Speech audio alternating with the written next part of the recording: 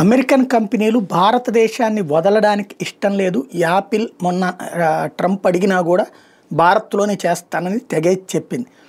At the same time ఇప్పుడు semiconductor సంబంధించి Semicon India సంబంధించి చాలా కీలకమైనటువంటి స్టేట్మెంట్ ఇచ్చుకొచ్చాడు president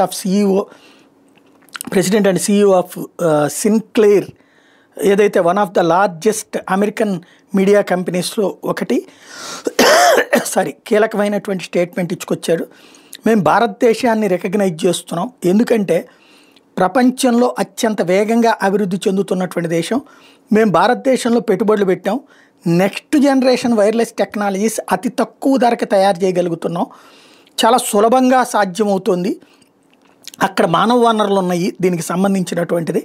at the same time D2M chip కూడా భారతదేశంలో డిజైన్ చేయగలిగాము.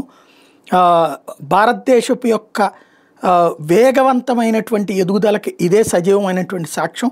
సెమీ కండక్టర్ డిజైన్స్ విషయంలో కూడా wireless technologies, critical wireless technologies విషయంలో కూడా భారతదేశంలో మంచి మానవ వనరులు ఉన్నాయి. అలాంటప్పుడు దాన్ని వదిలేసి ఎక్కడికో వెళ్ళి పెట్టాల్సింది, లేకపోతే అమెరికాకు వచ్చి పెట్టాల్సిన అవసరం లేదని తేల్చి చెప్తున్నాడు.